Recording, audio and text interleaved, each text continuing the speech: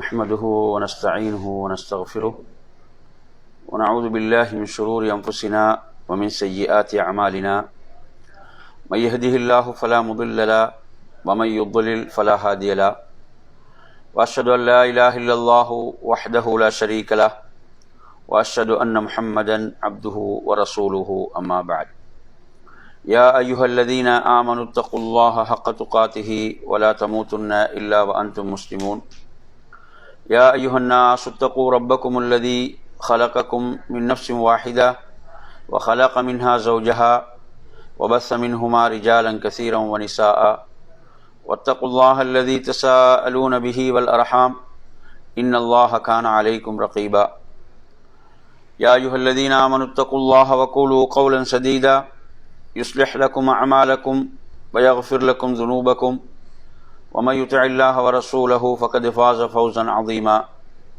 فإن أصدق الحديث كتاب الله وخير الهدي هدي محمد صلى الله عليه وسلم وشر الأمور محدثاتها وكل محدثة بدعة وكل بدعة ضلالة وكل ضلالة في النار. அன்பிற்குரிய அருமை சகோதரர்களே, அஸ்ஸலாமு அலைக்கும் வரஹ்மத்துல்லாஹி வபரகாத்துஹு. இன்றைய நமது வாராந்திர பயான் நிகழ்ச்சியில் புது முஸ்லீம்களுடன் அல்லது ஒரு புதிய முஸ்லிமுடன் எவ்வாறு நடந்து கொள்ள வேண்டும் என்ற சில மார்க்க வழிகாட்டல்களை நினைவூட்டலாம்னு நினைக்கின்றேன். அன்பிற்குரியவர்களே, இதில் முதல் அம்சமாக ஒருவர் இஸ்லாத்தை ஏற்றுக்கொள்கின்ற போது அது நமது உள்ளத்தில் ஒரு மகிழ்ச்சியை ஏற்படுத்த வேண்டும். ஒருவர் இஸ்லாத்தை ஏற்றுக்கொள்கிறார் என்று சொன்னால் அது நமது உள்ளத்தில் சந்தோஷத்தை, மகிழ்ச்சியை ஏற்படுத்த வேண்டும். இது மிக முக்கியமான ஒரு விடயம். ஏனென்றால் அல்லாஹ்வின் தூதர் ஸல்லல்லாஹு அலைஹி வஸல்லம் அவர்கள், அல்லாஹ் குர்ஆனிலே குறிப்பிடுகிறான், அவர்கள் இந்த வேதத்தை கொண்டு நம்பிக்கை கொள்ளவில்லை என்கின்ற போது உமது உயிரை மாய்த்து கொள்கின்ற அளவுக்கு நீர் கவலைப்படுகின்றீர் போலும் என்று அல்லாஹு தஆலா சொல்கிறான். அந்த அளவுக்கு நபி ஸல்லல்லாஹு அலைஹி வஸல்லம் அவர்கள் மக்களுக்கு ஹிதாயத்தை விரும்பினார்கள், நேர்வழியை விரும்பினார்கள், அனைவருக்கும் நேர்வழி கிடைக்க வேண்டும் என்ற ஆசையை வைத்தார்கள். உங்களுக்கு தெரியும், யூதர்கள் எவ்வளவு ஒரு மோசமான ஒரு கூட்டமாக வரலாற்று நெடுகிலும் இருந்திருக்கிறார்கள். மதீனாவிலே இருந்த யூதர்களோடு அல்லாஹ்வின் தூதர் ஸல்லல்லாஹு அலைஹி வஸல்லம் அவர்கள் ஒப்பந்தங்களை செய்து கொண்டாலும் அந்த ஒப்பந்தங்களை எப்படியெல்லாம் அவர்கள் முறித்தார்கள். அப்படி முறித்தவர்களோடு கூட அவர்களுக்கு கூட ரசூலுல்லாஹ் வாய்ப்பளித்தார்கள். பனு குறைலாவை நீங்க எடுத்தாலும் கூட அவ்வளவு மோசடி செய்தும் அவர்களுக்கு தண்டனை நிறைவேற்றப்படுவதற்கு முன்னர் அவர்களுக்கு அவகாசம் அளிக்கிறார்கள். நீங்கள் இஸ்லாத்தை ஏற்றுக்கொண்டால் உங்களுக்கு மன்னிப்பு இருக்கிறது, நீங்கள் இஸ்லாத்தை ஏற்றுக்கொண்டால் உங்களுக்கு மன்னிப்பு இருக்கிறது. அதே போன்று ஹைபரை எடுத்து பாருங்கள். அந்த ஹைபர் இறுதியாக போர் என்பதுதான் முடிவு, போர் தான் தீர்வு என்று வந்த சந்தர்ப்பத்தில் கூட கொடியை யார்கிட்ட கொடுக்கப்படுது? அலி ரலியல்லாஹு அன்ஹு கொடுக்கப்படுது. அல்லாஹ்வின் தூதர் என்ன சொல்கிறார்கள்? அவர்களை நீங்கள் முதலில் போய் இஸ்லாத்தின் பால் அழையுங்கள், அவர்களை இஸ்லாத்தின் பால் அழையுங்கள். உங்கள் மூலம் ஒருவருக்கு ஹிதாயத்து கிடைப்பது செவ்வகை ஒட்டகங்கள் கிடைப்பதை விட சிறப்பானது என்று சொல்கிறார்கள். எனவே நறுமை சகோதரர்களே, அல்லாஹ்வின் தூதர் ஸல்லல்லாஹு அலைஹி வஸல்லம் அவர்கள் அனைவருக்கும் ஹிதாயத்து, நேர்வழி கிடைக்க வேண்டும் என்று விரும்பினார்கள். எனவே அந்த அடிப்படையில் ஒருவர் இஸ்லாத்தை ஏற்றுக்கொள்கிறாரா, அது நமது உள்ளத்தில் சந்தோஷத்தை, மகிழ்ச்சியை ஏற்படுத்த வேண்டும். ஆனால் இன்று நமது சமுதாயத்தில் பார்க்கின்ற போது சிலர் இப்படியான இந்த சந்தோஷமான இந்த நிகழ்வுகளில் உணர்வற்று இருப்பதை பார்க்கிறோம். எந்த உணர்வும் அற்றவர்களாக ஒருவர் இஸ்லாத்தை ஏற்றுக்கொள்கின்ற போது அது அவருக்குள் எந்த ஒரு மகிழ்ச்சியையும் ஏற்படுத்தாத ஒரு காய்ந்த ஒரு வறட்சியான நிலையை நாம் பார்க்க முடிகிறது. என்றால் அதாவது இஸ்லாத்துடைய பெருமதி அவர்களுக்கு விளங்கவில்லை, இஸ்லாத்துடைய பெருமதி அவர்களது உள்ளத்தில் இல்லாத காரணத்தால் தான் இந்த ஒரு வறட்சியான நிலை அந்த உள்ளங்களிலே காணப்படுகிறது. என் அருமையான சகோதரர்களே, அல்லாஹ்வின் தூதர் ஸல்லல்லாஹு அலைஹி வஸல்லம் குறிப்பிடுகிறார்கள், இது திர்மிதியில 2349வது செய்தி, ஃபுதாலத் இப்னு உபைத் ரலியல்லாஹு அன்ஹு அறிவிக்கிறார்கள், அல்லாஹ்வின் தூதர் ஸல்லல்லாஹு அலைஹி வஸல்லம் சொல்கிறார்கள், தூபா லிமன் ஹுதியலில் இஸ்லாம், அதாவது யாருக்கு இஸ்லாத்தின் பால் வழிகாட்டப்பட்டு விடுகிறதோ அவருக்கு சுபசோபனம் உண்டாகட்டும். நபி அவங்க என்ன செய்யறாங்க? பிரார்த்திக்கிறார்கள். யார் இஸ்லாத்தின் பால் வழிகாட்டப்படுகிறாரோ அவருக்கு சுபசோபனம், நற்செய்தி என்று நபி ஸல்லல்லாஹு அலைஹி வஸல்லம் சொல்கிறார்கள். பாருங்க எவ்வளவு அற்புதமான ஒரு செய்தியாக இந்த செய்தி இருக்கிறது. ரசூலுல்லாஹி அவர்கள் எவ்வளவு அதை என்ன செய்தார்கள்? அதை விரும்பினார்கள், எப்படி துஆ செய்திருக்கிறார்கள். அதே போன்று மற்றும் ஒரு செய்தியை நீங்கள் பார்க்கலாம். இது முஸ்லிம்ல இடம்பெறுகிறது. இந்த செய்தி அப்துல்லாஹ் இப்னு மஸ்ஊத் ரலியல்லாஹு அன்ஹு அறிவிக்கிறார்கள். 221 எண்ணில் வரக்கூடிய செய்தி. அல்லாஹ்வுடைய தூதர் ஸல்லல்லாஹு அலைஹி வஸல்லம் அவர்கள் தனது தோழர்களை பார்த்து கேட்கிறார்கள், அமா தர்லவுன அன் தகூனு ருபஅ அஹ்லில் ஜன்னah, அதாவது நீங்க சொர்க்கவாசிகள்ல 4/4 இருப்பதை நீங்கள் விரும்பவில்லையா? நீங்கள் இதை விரும்ப மாட்டீர்களா? இதை பொருந்திக் கொள்ள மாட்டீர்களா? அப்ப சஹாபாக்கள் என்ன செஞ்சாங்க? ஃபகப்பர்னா, நாம் தக்பீர் சொன்னோம். அல்லாஹு அக்பர், சுப்ஹானல்லாஹ். சஹாபாக்களுடைய அந்த ஈமானிய உணர்வை பாருங்க. அதாவது நீங்க சொர்க்கவாசிகள்ல 4/4 இருப்பதை நீங்க பொருந்திக் கொள்ள மாட்டீர்களா என்று கேட்கும் போது சஹாபாக்கள் ஃபகப்பர்னா, நாம் என்ன செய்தோம்? நாம் தக்பீர் சொன்னோம் என்று சொல்கிறார்கள். பிறகு ரசூலுல்லாஹ் மறுபடியும் கேட்கிறார்கள், அமா தர்லவுன அன் தகூனு சுலுஸ் அஹ்லில் ஜன்னah, சொர்க்கத்தில் 1/3 பகுதியினராக நீங்கள் இருப்பதை நீங்கள் பொருந்திக் கொள்ள மாட்டீர்களா, விரும்ப மாட்டீர்களா? ஃபகப்பர்னா, நாம் தக்பீர் சொன்னோம். சஹாபாக்கள் தக்பீர் சொல்கிறார்கள், அல்லாஹு அக்பர். அதன் பிறகு நபி ஸல்லல்லாஹு அலைஹி வஸல்லம் அவர்கள் சொல்கிறார்கள், சொர்க்கத்தின் அரைப்பகுதியாக நீங்கள் இருப்பதை நான் ஆதரவு வைக்கிறேன். நபி அவர்கள் தனது உம்மத் சொர்க்கத்தின் அரைப்பகுதி என்று சொன்னார்கள் என்பதை பார்க்கிறோம். அப்ப இதெல்லாம் நமக்கு எதை எடுத்து காட்டுது? நபி அவர்கள் எதை விரும்பினார்கள்? மக்களுக்கு ஹிதாயத், நேர்வழி கிடைக்க வேண்டும் என்று விரும்பினார்கள். மக்களுக்கு ஹிதாயத்து கிடைக்க வேண்டும் என்று விரும்பினார்கள். அப்ப எனவே நறுமை சகோதரர்களே, ஒருவர் இஸ்லாத்தை ஏற்றுக்கொள்கிறார், இஸ்லாத்தை வாழ்க்கை நெறியாக ஏற்றுக்கொள்கிறார் என்கும் போது நாம் என்ன செய்ய வேண்டும்? சந்தோஷப்பட வேண்டும். சிலரை பார்த்தீங்கன்னா எங்கு கை வைப்பார்கள் என்றால் அவர்களது எண்ணங்களில் கை வைப்பார்கள். எதுல கை வைப்பாங்க? அவர்களுடைய எண்ணங்களில். என்ன, இவர் காசுக்காக தான் இஸ்லாத்தை ஏற்றுக்கொண்டிருக்கிறாரு, அவரது உள்ளத்தை இவர் என்ன தோண்டி பார்த்த மாதிரி, இப்படித்தானே? அவரது உள்ளத்தை என்ன இவர் தோண்டி பார்த்த மாதிரி உடனே தீர்ப்பளிக்கிறது. நறுமையான சகோதரர்களே, அப்ப இப்படி சிலர் என்ன செய்யறாங்க? அவர்களை உற்சாகப்படுத்துவதற்கு பதிலாக என்ன செய்கிறார்கள்? இப்படியாக பேசுகிறார்கள். ஏதோ ஒரு நோக்கத்துக்காக வந்திருக்கிறார், ஏதோ ஒரு நோக்கம் அங்கு இருக்கிறது, இப்படியெல்லாம் என்ன செய்கிறார்கள்? கதை அளக்கிறார்கள். எனவே நறுமையான சகோதரர்களே, அதாவது நாம் பார்க்க வேண்டியது வெளிப்படையான செயல்களைத்தான். உள்ளங்களை தோண்டி பார்ப்பதற்கெல்லாம் நமக்கு என்ன கிடையாது, அதற்கு அதிகாரம் கிடையாது. எனவே அவரது அந்த அந்தரங்கத்தை நாம் யாரோடு விட்டு விடுவோம்? அல்லாஹ்வோடு விட்டு விடுவோம். அவரது வெளிப்படை என்ன, அதை வைத்து நாம் என்ன செய்வோம்? ஏற்றுக்கொள்ளக்கூடியவர்களாக இருப்போம். எனவே நறுமையான சகோதரர்களே, நாம் அவர்களை ஆர்வப்படுத்தக்கூடியவர்களாக இருக்க வேண்டும், அவர்களை உற்சாகப்படுத்தக்கூடியவர்களாக இருக்க வேண்டும். அப்படியான நோக்கத்தில் வந்திருந்தாலும் என்ன நமது பொறுப்பு? என்ன அவரை நாம் இஸ்லாத்தில் உறுதியாக்குவது. அவர் அப்படி உலகியல் நோக்கங்களுக்காக வந்திருக்கட்டும், என்ன பிரச்சனை? அது சம்பந்தமாக ஹதீஸ் நாங்கள் படிப்போம், முன்னால பார்ப்போம். அப்படி வந்திருக்கட்டுமே, நாம் என்ன செய்யும்? நமது கடமை என்ன? அவரை இஸ்லாத்தில் உறுதிப்படுத்துவது.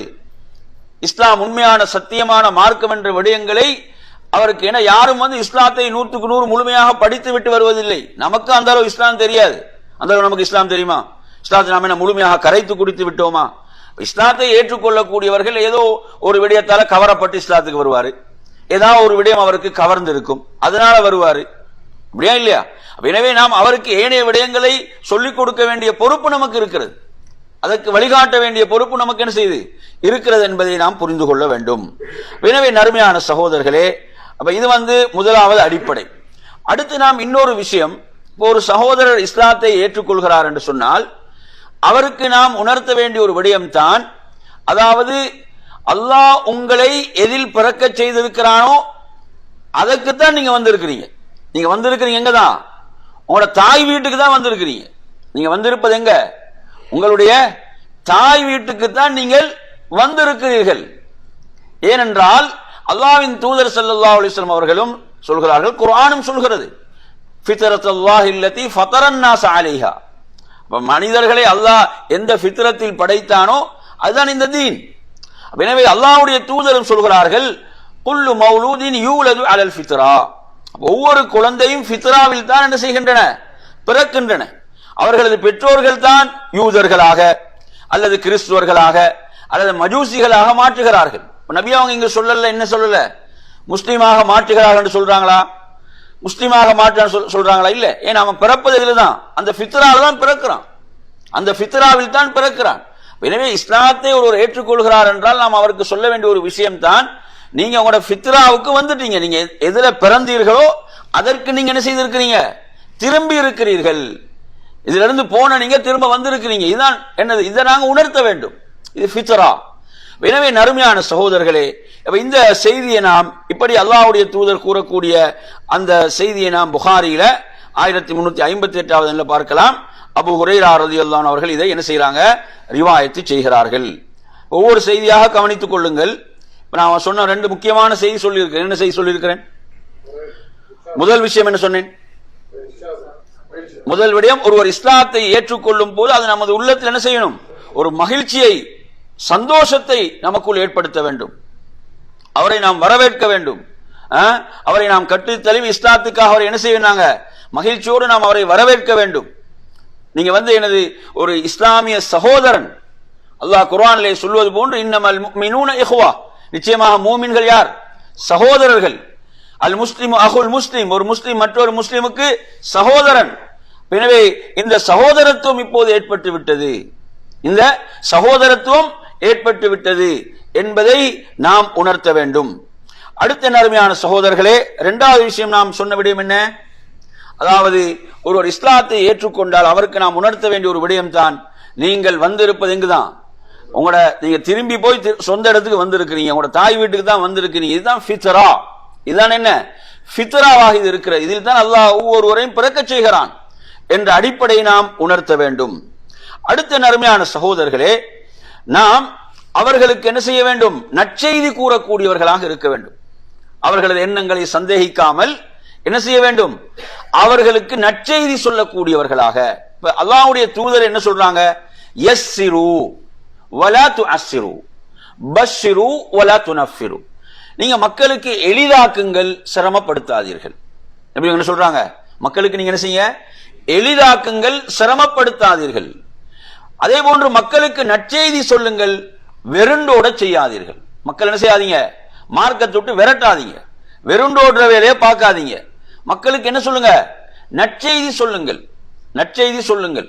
இன்றைக்கு நாங்க பார்க்கிறோம், சிலருடைய நடவடிக்கைகளின் காரணத்தால் என்ன செய்யறாங்க, இஸ்லாத்துக்கு வந்தவர்கள் கூட மறுபடியும் என்ன செய்யுது, இஸ்லாத்தை விட்டு வெளியேறக்கூடிய மோசமான நிலைகளை எல்லாம் பார்க்கிறோம். சிலருடைய அந்த நடவடிக்கைகள், சிலருடைய செயல்பாடுகள் அவர்கள் என்ன செய்யுது, அவர்களை வெறுப்புக்குள் ஆழ்த்துகிறது. நாங்க பார்க்கிறோம், சமுதாயத்தை என்ன செஞ்சாங்க, அவங்களை ஏதோ பிரிச்சு பார்க்கக்கூடிய அமைப்பு, அவர்களை என்ன செய்யுது, பிரித்து பார்ப்பது, அது கூடாது. இல்ல, இஸ்லாம் என்றால், இஸ்லாத்தை ஏற்றுக்கொண்டால் அவன் மறுநிமிடமே நமது சகோதரனாகி விடுகிறான் இல்லையா? அல்லாஹ் சொல்றானா இல்ல குர்ஆன்ல, இஹ்வானுக்கும் ஃபித்தீன் என்று சொல்லி, இவர்கள் தொழுகையை நிலைநாட்டுவார்களோ, ஜகாத்தை கொடுப்பார்களோ, அவங்க தீன்ல உங்களுடைய சகோதரர்கள் என்று அல்லாஹ் தஆலா சொல்கிறான். எனவே இந்த சகோதரத்துவம், அன்பிற்குரிய நறுமையான சகோதரர்களே, அப்ப நமது செயல்பாடுகள் எப்படி இருக்கக்கூடாது, அவர்களை வெருண்டோட செய்கின்ற விதத்தில், மார்க்கத்தை விட்டு அவர்களை தூரப்படுத்துகின்ற விதத்தில் நமது செயல்பாடுகள் அமைந்துவிடக் கூடாது. அதே போல அவர்களுக்கு நற்செய்திகள் சொல்ல வேண்டும், நற்செய்திகளை சொல்ல வேண்டும். அந்த அடிப்படையில் நறுமையான சகோதரர்களே, அதாவது அவர்களுக்குரிய முதல் நற்செய்தியாக நாம் சொல்ல வேண்டிய விடயம், இந்த ஹதீஸை நீங்க பாருங்க. அதாவது புகாரியில இடம்பெறக்கூடிய செய்தி, அதே மாதிரி முஸ்லிம்ல வருகிறது, 121 முஸ்லிம்ல இடம்பெறக்கூடிய செய்தி உங்களுக்கு தெரியும். அதாவது அம்ர் இப்னு ஆஸ் ரலியல்லாஹு அன்ஹு அவர்கள் இஸ்லாத்தை ஏற்றுக்கொள்கின்ற போது, அந்த நபித்தோழர் இஸ்லாத்தை ஏற்றுக்கொள்கின்ற போது என்ன செய்யறாங்க, அல்லாஹ்வுடைய தூதரிடம் அந்த இஸ்லாத்துக்கான பையத்தை, உறுதிமொழியை செய்து கொடுக்க நாடுகிறார்கள். அப்படி நாடுகின்ற போது, அப்போது அவங்க மறுபடியும் என்ன சொல்றாங்கடா, யா ரசூலல்லாஹ், நான் ஒன்றை உங்களிடம் நிபந்தனையிட நாடுகிறேன், ஒரு நிபந்தனையை முன்வைக்க நாடுகிறேன் அப்படின்னு சொல்றாங்க. அப்போது அல்லாஹ்வுடைய தூதர் கேட்கிறார்கள், என்ன நிபந்தனை? தஸ்தரித்து பிமாதா என்று கேட்கிறான். அப்போ சொல்றாரு, எனது பாவங்கள் எல்லாம் மன்னிக்கப்பட வேண்டும், எனது பாவங்கள் எல்லாம் மன்னிக்கப்பட வேண்டும் என்று அவர் சொல்கிறார். அப்போது அல்லாஹ்வுடைய தூதர் ஸல்லல்லாஹு அலைஹி வஸல்லம் கேட்கிறார்கள், அமா அலிம்த அன்னல் இஸ்லாம யஹ்திமு மா கான கப்லஹு, உங்களுக்கு தெரியாதா இஸ்லாம் என்ன செய்துவிடும், ஒருவன் முன் செய்த பாவங்களை எல்லாம் அழித்துவிடும் என்று அந்த நற்செய்தியை சொல்கிறார்கள். அந்த நற்செய்தி அல்லாஹ்வுடைய தூதர் கொடுக்கிறான். எனவே நறுமையான சகோதரர்களே, அப்ப ஒருவர் இஸ்லாத்தை ஏற்றுக்கொள்கிறாரா, அவருக்கு நாம் முதல்ல சொல்ல வேண்டிய நற்செய்தி என்ன நற்செய்தி? உங்களுடைய எல்லா பாவங்களும் இந்த நிமிடத்திலே மன்னிக்கப்பட்டு விட்டது.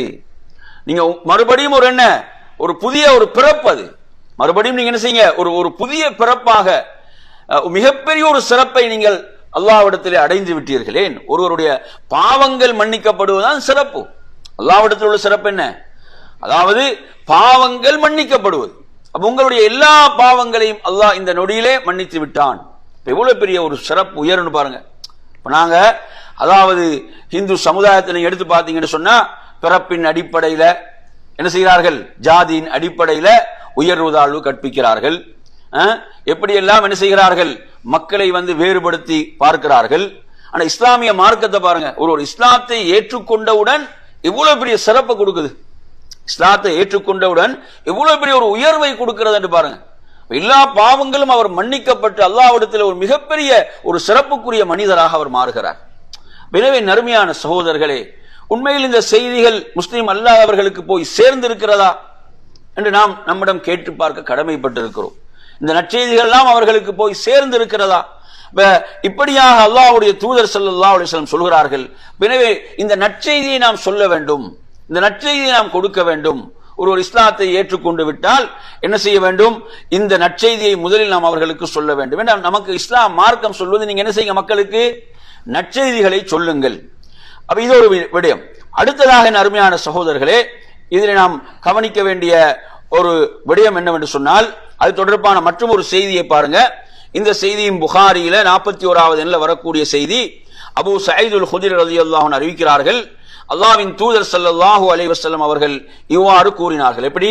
இதா அஸ்லமல் அப்து ஃபஹசுன இஸ்லாமுஹு, ஒருவர் இஸ்லாத்தை ஏற்றுக்கொண்டு அவரது இஸ்லாத்தில் அவர் என்ன செய்கிறார், அவர் நல்லவராக இருக்கிறார், அகத்திலும் புறத்திலும் அவரது இஸ்லாம் அழகு பெற்று விட்டால், யுகஃபிருல்லாஹு அன்ஹு குல்ல ஸய்யிஅத்தின் கான ஸலஃபஹா, அதற்கு முன்னர் செய்த அனைத்து தீமைகளையும் அல்லாஹ் என்ன செய்கிறான், மன்னித்து விடுகிறான். ஒரு இஸ்லாத்தை ஏற்றுக்கொள்றாரு, ஆரம்பத்தோட செய்தியை பார்த்தீங்கன்னா இஸ்லாத்தை ஏற்றுக்கொண்டால் என்ன செய்யப்பட்டு விடும், மன்னிக்க. இந்த செய்தியில கூடுதலாக என்ன வருகிறது என்றால், ஒருவர் என்ன செய்யறாரு, இஸ்லாத்தை ஏற்றுக்கொண்டு அவர் அந்த இஸ்லாத்தில் அவர் அழகு பெற்று விட்டால், அவர் அதற்கு முன் செய்த எல்லா பாவங்களும் என்ன செய்யப்படும், மன்னிக்கப்படும் என்று அல்லாஹ்வின் தூதர் ஸல்லல்லாஹு அலைஹி வஸல்லம் அவர்கள் குறிப்பிடுகிறார்கள். எனவே இந்த நற்செய்திகள் எல்லாம் அவர்களுக்கு வழங்கப்பட வேண்டிய நற்செய்திகள். அடுத்து மற்றொரு முக்கியமான ஒரு நற்செய்தியை பாருங்க. இந்த செய்தியையும் நாம் எங்க புகாரியில 1436வது பார்க்கலாம். ஹக்கீம் இப்னு ஹிஸாம் ரலியல்லாஹு அன்ஹு அவர்கள் அல்லாஹ்வுடைய தூதரிடம் வருகிறார்கள். அவர் என்ன செய்யறாரு, இஸ்லாத்தை ஏற்றுக்கொள்கிறார். இஸ்லாத்தை ஏற்றுக்கொண்ட பிறகு அல்லாஹ்வுடைய தூதர்கிட்ட என்ன கேள்வி கேட்கிறார் என்று சொன்னால், அல்லாஹ்வின் தூதரே, நான் ஜாஹிலிய காலத்தில், இஸ்லாத்துக்கு முன்னால் அறியாமை காலத்தில், அதாவது நான் சதகாக்கள் செய்யக்கூடியவனாக இருந்தேன், அதே போன்று அடிமைகளை விடுதலை செய்யக்கூடியவனாக இருந்தேன், உறவை பேணக்கூடியவனாக இருந்தேன். ஃபஹல் ஃபீஹா மின் அஜ்ர், இதற்கெல்லாம் எனக்கு கூலி கிடைக்குமான்னு கேட்கிறார். இதெல்லாம் இஸ்லாத்துக்கு முந்தி செய்தவைகள். இஸ்லாத்துக்கு முந்தி நான் இவ்வாறு நல்ல அமல்களை செய்திருக்கிறேன், நற்செயல்களை புரிந்திருக்கிறேன், இதற்கு எனக்கு அல்லாஹ்விடத்தில் கூலி இருக்கிறதா என்று கேட்கிறார். எவ்வளவு அழகான ஒரு கேள்வி என்று பாருங்க. அப்போ அல்லாஹ்வுடைய தூதர் சொல்கிறார்கள், அஸ்லம்த அலா மா ஸலஃப மின் கைர் என்று சொல்கிறார்கள். அதாவது நீங்க முன்னர் செய்த அந்த நற்செயல்களுக்குரிய நட்பலன்கள் என்ன செய்து, அதனோடு தான் இஸ்லாத்தை தழுவி இருக்கிறீர்கள், அந்த நட்பலன்களோடு தான் நீங்கள் இஸ்லாத்தை தழுவி இருக்கிறீர்கள். அப்ப அதுக்கெல்லாம் என்ன இருக்குது, அதுக்கு அஜ்ர் இருக்கிறது. அப்ப நான் இந்த நற்செய்தியும் சொல்ல வேண்டும். என்ன, ஒருவர் இஸ்லாத்தை ஏற்றுக்கொள்கிறாரா, அவருக்கு நாம் சொல்ல வேண்டும், நீங்கள் முன்னர் செய்த நற்செயல்களுக்கும் உங்களுக்கு என்ன இருக்கிறது, இறைவனிடம் நற்கூலி இருக்கிறது என்ற அந்த அற்புதமான இந்த செய்தியும் அவர்களை இன்னும் என்ன செய்யும், ஆர்வப்படுத்தும். அவர்களை இன்னும் ஆர்வப்படுத்தும் என் அருமையான சகோதரர்களே. அடுத்ததாக நாம் இதிலே பார்ப்போம், அதாவது ஒரு கிறிஸ்துவர் இஸ்லாத்தை ஏற்றுக்கொண்டால் அவருக்கு இன்னொரு கூடுதலான நற்செய்தி இருக்கிறது.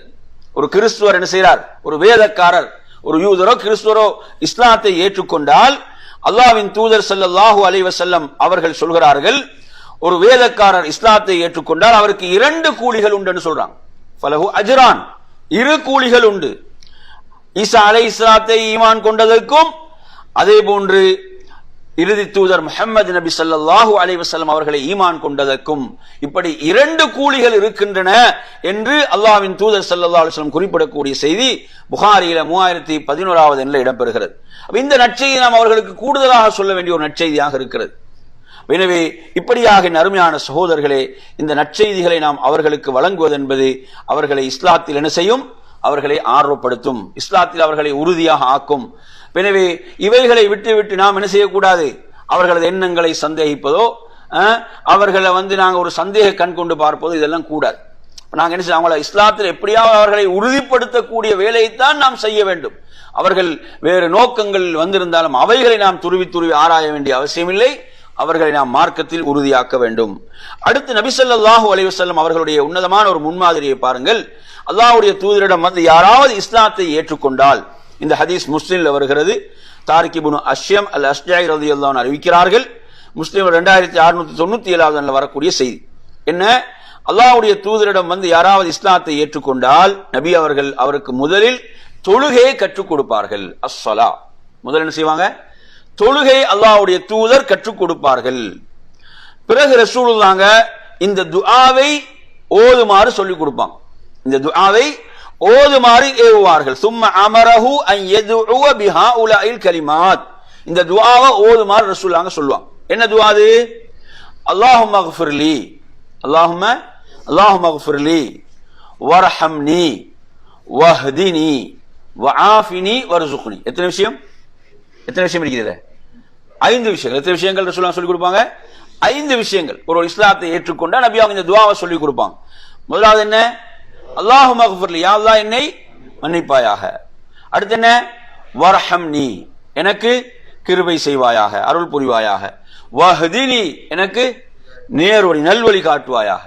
வஆஃபினி, எனக்கு ஆஃபியத்தை ஆரோக்கியத்தை தருவாயாக. வர்ஸுக்னி, எனக்கு வாழ்வாதாரத்தை ரிஸ்கை தருவாயாக. பாருங்க எவ்வளவு முக்கியமான ஒரு துஆன்னு பாருங்க. அப்படியா இல்லையா? பலர் வாழ்க்கையுடைய பல நெருக்கடிகளை கஷ்டங்களை எல்லாம் முறையிடுகிறார்கள். வாழ்க்கையில் நிம்மதியற்று இருக்கிறேன், நிம்மதி இல்லை. ரசூலுல்லாஹ் சொல்லிக் கொடுக்கக்கூடிய இந்த துஆ பாருங்க எவ்வளவு முக்கியமான ஒரு துஆ. ஒருவருடைய சுபீட்சமான வாழ்க்கைக்குரிய துஆவாக இது இருக்கிறது. சுபீட்சமான வாழ்க்கைக்குரிய துஆவாக இந்த துஆ இருந்து கொண்டிருக்கிறது. இந்த துஆல கூட பாருங்க, ஒருவருடைய எல்லா பாவங்களும் மன்னிக்கப்பட்டாலும் அவர் அல்லாஹ்விடத்தில் என்ன செய்ய வேண்டும்? மன்னிப்பை கேட்டுக்கொண்டே இருக்க வேண்டும், மன்னிப்பை பிரார்த்திக்க வேண்டும், அல்லாஹ்வுடைய ரஹ்மத்தை கேட்க வேண்டும், ஹிதாயத்தை நேர்வழியை பிரார்த்தித்துக் கொண்டே இருக்க வேண்டும். இல்லையா? ஏன்னா நேர்வழியிலிருந்து என்ன செய்து விடலாம்? தடம் புரண்டு விடலாம். அல்லாஹ் பாதுகாக்க வேண்டும். நேர்வழியை நாம் அல்லாஹ்விடத்தில் பிரார்த்தித்துக் கொண்டே இருக்க வேண்டும். ஆஃபியத்தை அல்லாஹ்விடத்தில் கேட்க வேண்டும், ரிஸ்கை அல்லாஹ்விடத்திலே கேட்க வேண்டும். அப்ப இந்த துஆவை அல்லாஹ்வுடைய தூதர் ஸல்லல்லாஹு அலைஹி வஸல்லம் அவர்கள் சொல்லிக் கொடுப்பார்கள். எனவே நறுமையான சகோதரர்களே, இது ஒரு முக்கியமான ஒரு வழிகாட்டலாக இருக்கிறது. இப்ப அவங்கள மார்க்கத்தில் உறுதியாக ஆக்குவதற்கு என்ன செய்யறாங்க? படைத்த ரப்போடு தொடர்படுத்துகிறார்கள், படைத்த ரப்பிடம் பிரார்த்திக்குமாறு கற்றுக் கொடுக்கிறார்கள் என்பதை நாம் இதன் மூலமாக பார்க்கிறோம். அடுத்த நறுமையான சகோதரர்களே, அல்லாஹ்வின் தூதர் ஸல்லல்லாஹு அலைஹி வஸல்லம் அவர்கள், அதாவது கைஸ் இப்னு ஆசிம் ரலியல்லாஹு அன்ஹு அவங்க இஸ்லாத்தை ஏற்றுக்கொள்கிறார்கள். அவரது பேர் என்ன? கைஸ் இப்னு ஆசிம் ரலியல்லாஹு அன்ஹு. இஸ்லாத்தை ஏற்றுக்கொண்டவுடன் அல்லாஹ்வின் தூதர் ஸல்லல்லாஹு அலைஹி வஸல்லம் 2 மாதிரியான ரிவாயத் வருது. ஒரு ரிவாயத்தில் வருது, நான் இஸ்லாத்தை ஏற்றுக்கொள்ள வேண்டும் என்ற அந்த ஆர்வத்தோடு அல்லாஹ்வுடைய தூதரிடம் வந்தேன் என்றும் வருகிறது. அப்படி வந்தபோது அல்லாஹ்வுடைய தூதர் ஸல்லல்லாஹு அலைஹி வஸல்லம் அவர்கள் எனக்கு எதை ஏவினார்கள் என்று சொன்னால், அதாவது நீங்கள் தண்ணீரை கொண்டும் அந்த இலந்தையிலே கலந்து தண்ணீரில் கலந்து நீங்கள் குளித்துக் கொள்ளுங்கள் என்று சொன்னார்கள். அப்ப எனவே நறுமையான சகோதரர், இந்த ஷஹாதா கலிமாவை சொன்ன பிறகு அல்லாஹ்வுடைய தூதர் அவர்கள் இவ்வாறு அவர்களுக்கு செய்து கொள்ளுமாறு சொன்னார்கள். அப்ப இஸ்லாம் என்ன செய்து தூய்மையை விரும்புகிறது. அதே போன்று தெரியும், அதாவது அந்த ஷிர்க் என்ற அசுத்தத்தை விட்டு அவர் என்ன செய்கிறார்? அவர் வெளியேறி இருக்கிறார். அவரது உள்ளம் அதிலிருந்து தூய்மை அடைந்திருக்கிறது. எனவே அவரது உடலையும் அவர் என்ன செய்வது, சுத்தம் செய்து கொள்வது, தூய்மைப்படுத்திக் கொள்வது என்ற அழகான வழிகாட்டலை இந்த செய்தி கொடுக்கிறது. எனவே இந்த செய்தி அபூதாவுதுல 355வது நீங்க இந்த செய்தியை பார்க்கலாம். எனவே அறிஞர்களுக்கு மத்தியில் என்ன கருத்து வேறுபாடு இருக்கிறது என்றால், அதாவது இஸ்லாத்தை ஏற்றுக்கொண்டு ஒருவர் கட்டாயம் குளிக்க வேண்டுமா என்ற ஒரு சாரார் கட்டாயம் குளிக்க வேண்டும் என்ற ஒரு கருத்தில் இருக்கிறார்கள். ஆனால் பெரும்பான்மையான அறிஞர்கள் அது குளிப்பது ஒரு விரும்பத்தக்க ஒரு விஷயம்தான், ஒரு விரும்பத்தக்க ஒரு விஷயம்தான் என்று சொல்லுவாங்க. அப்படி எல்லோருக்கும் சொன்னதாக செய்திகள் அப்படி வரல. எனவே அந்த அடிப்படையில் அது இமாம் திர்மிதி ரஹிமஹுல்லாஹ் அவர்களும் அதே கருத்தை தான் முன்வைக்கிறார்கள். எனவே அந்த அடிப்படையில் நறுமையான சகோதரர்களே, இவ்வாறு என்ன செய்வது, குளித்துக் கொள்வது, அவர்களுக்கு இந்த வழிகாட்டலை கொடுப்பது என்பதும் அல்லாஹ்வுடைய தூதருடைய சுன்னாவாக இருந்து கொண்டிருக்கிறது என்பதை நாம் இதிலே பார்க்கிறோம். அதே மாதிரி உங்களுக்கு தெரியும், ஒரு பிரபலமான ஒரு வரலாற்று ஒரு சம்பவம் நாம் அறிவோம். அதாவது சுமாமத் இப்னு அசால் அல்லது உசால் என்று சொல்லக்கூடிய யமாமா பகுதியைச் சேர்ந்த இஸ்லாத்துக்கு எதிராக இருந்த ஒருவர், இஸ்லாத்துக்கு எதிராக மிக பெரும் எதிரியாக இருந்த ஒருவர் என்ன செய்யறாரு, பிடிக்கப்பட்டு மஸ்ஜித் நபவியுடைய ஒரு தூண்ல என்ன செய்யப்படுறாரு, கட்டப்படுகிறார். அதுக்கு பிறகு அவர் என்ன செய்யறார், இஸ்லாத்தை ஏற்றுக்கொண்டார் என்ற செய்தியை நாங்க பார்க்கிறோம். அந்த செய்தியில கூட அவர் என்ன செய்யறாரு, பக்கத்தில் உள்ள ஒரு கிணற்றுக்கு போய் குளித்து விட்டு அவர் என்ன செய்யறாரு, அஷ்ஹது அல்லா இலாஹ இல்லல்லாஹ் வ அன்ன முஹம்மது ரசூலுல்லாஹ் என்று கூறினார் என்ற செய்தியை நீங்க புகாரில 462வது நீங்க பார்க்கலாம். எனவே நறுமையான சகோதரர்களே, இவ்வாறாக இந்த குளித்துக் கொள்ளக்கூடிய இந்த நடைமுறை என்பதும் அல்லாஹ்வுடைய தூதருடைய சுன்னாவிலே இருக்கிறது, அவர்களுக்கு அவ்வாறான வழிகாட்டலை கொடுப்பது. அதே போன்ற நறுமையான சகோதரர்களே, மற்றும் ஒரு வழிகாட்டல் தான் இதுல பாத்தீங்கன்னு சொன்னா, அதாவது இந்த செய்தி அறிவிக்கக்கூடிய நபித்தோழர் அதாவது குலைபுல் ஜுஹனி ரலியல்லாஹு அன்ஹு அறிவிக்கக்கூடிய ஒரு செய்தி. அவர் சொல்றாரு, ஒரு மனிதர் அல்லாஹ்வுடைய தூதரிடம் என்ன செய்யறாரு, வருகிறார், என்ன செய்யறார், இஸ்லாத்தை ஏற்றுக்கொண்டார். இஸ்லாத்தை ஏற்றுக்கொண்ட போது அல்லாஹ்வின் தூதர் ஸல்லல்லாஹு அலைஹி வஸல்லம் அவர்கள் என்ன சொல்கிறார்கள் என்று சொன்னால், அவர்களுக்கு அவர்களது அந்த முடியை என்ன செய்வது, மலித்து கொள்ளுமாறும், அதே போன்று அவருக்கு ஹத்னா செய்து கொள்ளுமாறும் அல்லாஹ்வின் தூதர் ஸல்லல்லாஹு அலைஹி வஸல்லம் அவர்கள் குறிப்பிட்டார்கள் என்ற ஒரு செய்தி இடம்பெறுகிறது. எனவே இதுவும் ஒரு சுத்தத்தை குஃபுரிலிருந்து தூய்மை ஏற்படுத்தக்கூடிய அமைப்பிலே, அதே போன்று ஹத்னா என்பது அந்த ஃபித்ராவுல இஸ்லாத்துடைய ரசூலுல்லாஹ் ஃபித்ராவுடைய விஷயங்கள்ல ஒரு விடயமாக சொல்கிறார்கள். இந்த இடத்துல இன்னொரு முக்கியமான விடயத்தை நாம் புரிந்து கொள்ள என்னன்னு கேட்டீங்கன்னா, அதாவது இப்போ ஒருவர் இந்த ஹத்னா செய்தல் என்பது ஒருவர் இஸ்லாத்துக்கு வருவதற்கு தடையாக இருக்குமாக இருந்தால் அவருக்கு இஸ்லாத்தை அவர் ஏற்றுக்கொள்ள வேண்டும் என்பதுதான் முதன்மைப்படுத்தப்படும். அதுதான் என்ன செய்யப்படும், நீ என்ன செய், அப்படி நீ ஹத்னாவை செய்து கொள்ளாமலே நீ என்ன செய், ஒரு முஸ்லீமாக நீ வாழு, சுன்னத் செய்யாமலே நீ ஒரு முஸ்லீமாக வாழ்ந்து கொள் என்றுதான் சொல்லப்பட வேண்டும். ஏன்னா எடுத்து பார்த்தீங்கன்னா, ஒரு இஸ்லாம் இல்லாமல் மரணிப்பது என்பது என்ன, அது அவனை நிரந்தர நரகத்துக்கு இட்டு சென்று விடுமா இல்லையா, நிரந்தர நரகத்துக்கு இட்டு சென்று ரசூலுல்லாஹ் அதை ஃபித்ரால உள்ளதாக சொல்றாங்க. இதை செய்து கொள்வது என்பதுதான் முக்கியத்துவம் கொடுக்கப்படும். ஒருத்தனுக்கு இது என்ன செய்து தடையாக இருக்குது அவன் இஸ்லாத்துக்கு வருவதற்கு, அல்லது இதை சொன்னா அவன் என்ன செஞ்சிருவான், இஸ்லாத்தை விட்டே போயிடுவான் என்ற மாதிரி ஒரு நிலை இருக்குமாக இருந்தால் எது முதன்மைப்படுத்தப்படும், அவன் இஸ்லாத்திலே இருப்பது என்பது. ஏன்னா இது ஒரு முக்கியமான விடயம். சில நேரங்களில் பார்த்தீங்கன்னா பலர் இதற்கு அஞ்சி பயந்து என்ன செய்கிறார்கள், இஸ்லாத்தை ஏற்றுக்கொள்ளாமல் இருக்கிறார்கள். எனவே அந்த அடிப்படையில் இந்த ஒரு விளக்கம் ஃபிக்ஹ் நம்மிடம் இருக்க வேண்டும், என்பதையும் நாம் இங்கே புரிந்து கொள்ள வேண்டும். இந்த செய்தியெல்லாம் ரசூலுல்லாஹ் எல்லோருக்கும் இஸ்லாத்தை ஏற்றுக்கொண்டு எல்லாருக்கும் இப்படி சொன்னாங்களான்னு அப்படிலாம் வரல. எனவே அது ரசூலுல்லாஹ் ஃபித்ராவுடைய ஒரு விஷயமாகத்தான் சொல்கிறார்கள். அந்த அடிப்படையில் இந்த விளக்கத்தை நாம் பெற்று அறிஞர்களுடைய மார்க்க தீர்ப்புகளாகவும் இவைகள் இருக்கின்றன என்பதை நாம் இங்கே புரிந்து கொள்ள வேண்டும். அதே போன்ற நறுமையான சகோதரர்களே, இவ்வாறு இஸ்லாத்தை ஏற்றுக்கொள்கிறார்கள் என்று சொன்னால் அவர்களுக்கு நாம் என்ன செய்ய வேண்டும், மார்க்கத்தை கற்றுக்கொள்வதற்கான ஏற்பாடுகளை செய்து கொடுக்க வேண்டும். நீங்க புகாரில பார்க்கலாம், 3064வது வரக்கூடிய செய்தியில, அதாவது அந்த ரிஅல் தக்வான், உசையா, பனு லஹியான் போன்ற அந்த கிளைகளைச் சேர்ந்தவர்கள் அல்லாஹ்வுடைய தூதரிடம் என்ன செய்கிறார்கள், இஸ்லாத்தை ஏற்றுக்கொண்டதாக போலியாக சொல்கிறார்கள். இஸ்லாத்தை ஏற்றுக்கொண்டதாக சொல்றாங்க. அவர்களுடைய போலித்தன்மை அல்லாஹ்வுடைய தூதர் அறியவில்லை. அல்லாஹ்வுடைய தூதர் என்ன செய்யறாங்க, அதாவது சுமார் 70 அன்சாரி தோழர்களை அனுப்புகிறார்கள். எல்லாம் யாரு? குர்ஆனை ஓதக்கூடியவர்கள், குர்ராக்கள். 70 தோழர்களை அனுப்புகிறார்கள். அவர்களோடு எதற்காக? இஸ்லாத்தை அவர்களுக்கு கற்றுக் கொடுப்பதற்காக. இஸ்லாத்தை அவர்களுக்கு கற்றுக் கொடுப்பதற்காக அனுப்புகிறார்கள். என்ன செஞ்சிடறாங்க? போய் அந்த 70 தோழர்களையும் கொன்று விடுகிறார்கள். 70 அன்சாரி தோழர் செய்யப்படுறாங்க, கொல்லப்படுகிறார்கள். சுப்ஹானல்லாஹ். அப்ப பாருங்க, இது இவர்களுக்கு எதிராக ரசூலுல்லாஹ் என்ன செய்யறாங்க? குனூத் ஓதுகிறார்கள் ஒரு மாத காலம். அவ்வளவு. அப்ப இந்த இடத்துல நாங்க என்ன அடிப்படையை புரிஞ்சு கொள்றோம்?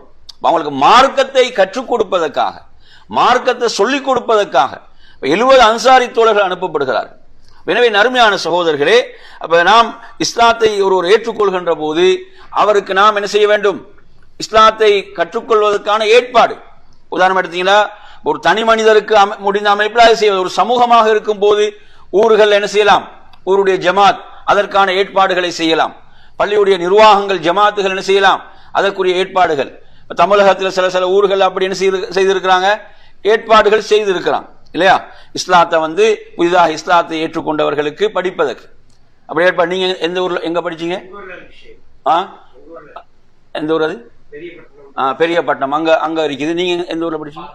பாலக்காட்டுல மஷாலா அவர் சகோதரர் படிச்சுக்கிறாரு, கோயம்புத்தூர். அப்ப இப்படியாக ஏற்பாடுகள் என்ன செய்யப்பட வேண்டும்? ஒவ்வொரு பகுதியிலும் இஸ்லாத்தை ஏற்றுக்கொள்பவர்களுக்கு அந்த மார்க்கத்தை சரியாக கற்றுக் கொடுப்பதற்கான அந்த ஏற்பாடுகள் என்ன செய்யப்பட வேண்டும்? செய்யப்படும். அல்லாஹ்வுடைய தூதர் ஸல்லல்லாஹு அலைஹி வஸல்லம் அவர்கள் என்ன செஞ்சாங்க? அந்த நபித்தோழர்களுக்கு மார்க்கத்தை தொடர்ந்து கற்றுக் கொடுத்து கொண்டே இருந்தார்கள் என்பதை நாங்கள் பார்க்கிறோம். எனவே நறுமையான சகோதரர்களே, அப்ப இந்த செய்தி அதற்கு சான்றாக இருக்கிறது. அதே போன்று பார்க்கலாம், புகாரில மற்றொரு செய்தி, மாலிக் இப்னு அல் ஹுவைரிஸ் ரலியல்லாஹு அன்ஹு சொல்றாங்க, நாங்க இஸ்லாத்தை ஏற்றுக்கொண்டு அல்லாஹ்வுடைய தூதரிடம் நாம் சுமார் ஒரு 20 நாட்கள் தங்கி என்ன செய்தோம்? மார்க்கத்தை படித்தோம். நாங்க மார்க்கத்தை 20 நாட்கள் இருந்து நாங்க என்ன செய்தோம்? மார்க்கத்தை படித்தோம் என்ற செய்தியை சொல்றாங்க. அதே போன்று அல்லாஹ்வுடைய தூதர் அவர்களுக்கு சொல்கிறார்கள், நீங்கள் உங்கள் குடும்பத்திடம் சென்று விட்டால் நீங்க என்ன செய்யுங்க? நான் எவ்வாறு தொழ கண்டேனோ அதே போன்று நீங்கள் தொழுங்கள், இந்த தொழுகை உங்களோட குடும்பத்தினருக்கும் கற்றுக் கொடுங்கள் என்றெல்லாம் ரசூலுல்லாஹ் அவர்களுக்கு என்ன செய்தார்கள்? அறிவுரை வழங்கினார்கள் என்பதையும் நாம் இங்கு பார்க்கிறோம். அப்படின்னா இவ்வாறாக அருமையான சகோதரர்களே, இஸ்லாத்தை ஏற்றுக்கொண்டவர்கள் அவர்கள் இஸ்லாத்தில் உறுதியாக அவர்கள் இருக்க வேண்டுமாக இருந்தால் நாம் அவர்களுக்கு என்ன செய்ய வேண்டும்? இஸ்லாத்தை கற்றுக் கொடுக்க வேண்டும். அவங்க ஏதோ ஒரு 2 விடயங்களை கவர்ந்து இஸ்லாத்துக்கு வந்திருப்பாங்க. அப்ப நாம் அவங்களை இஸ்லாத்தை உறுதிப்படுத்த வேண்டும் என்றால் என்ன செய்யணும்? அவர்களுக்கு இஸ்லாத்தை நாம் கற்றுக் கொடுக்க வேண்டும். அதுக்கு மகத்தான கூலி அல்லாஹ்விடத்தில் இருக்கிறது. அப்படித்தானே? இப்ப அறிஞர்கள் சொல்வார்கள், நீங்க ஒருவருக்கு சூரத்துல் ஃபாத்திஹாவை முதல்ல உங்களுக்கு கற்றுக் கொடுக்க முடிந்தால் கற்றுக் கொடுங்க. பொறுத்தவரை நீங்க தான் முதல்ல அவருக்கு சூரத்துல் ஃபாத்திஹாவை சொல்லிக் கொடுக்குறீங்க. அப்படின்னு சொன்னால் அவர் அந்த சூரத்துல் ஃபாத்திஹாவை எது வரைக்கும் ஓதுவாரு? மவுத் வரைக்கும் ஓதுவார். மவுத் வரைக்கும் அவர் தொழுகையில் என்ன செய்வாரு? ஓதுவாரா இல்லையா? அப்ப அதுல நன்மை உங்களுக்கு வருமா இல்லையா? இல்லையா?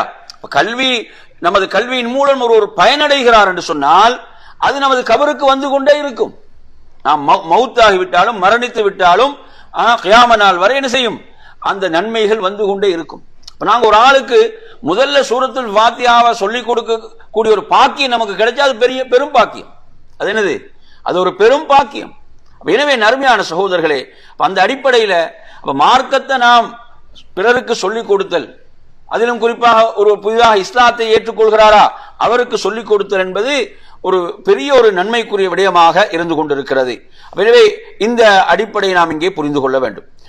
அதே போன்று என் அருமையான சகோதரர்களே, அடுத்ததாக ஒருவர் இஸ்லாத்தை ஏற்றுக்கொள்கின்ற போது சில பொழுதுகள்ல என்ன பார்க்கலாம் என்று சொன்னால், சில மார்க்கம் தடை செய்த விடயங்கள் அவரிடம் இருக்கும். இப்ப ரசூலுல்லாஹ்வுடைய காலத்தை நீங்க எடுத்து பார்த்தீங்கன்னு சொன்னா, அதாவது கைலான் இப்னு சலமா அஸ்-ஸகஃபி, இவங்க சகஃபி கோத்திரத்தை சேர்ந்த ஒரு நபி தோழர் ரலியல்லாஹு அன்ஹு.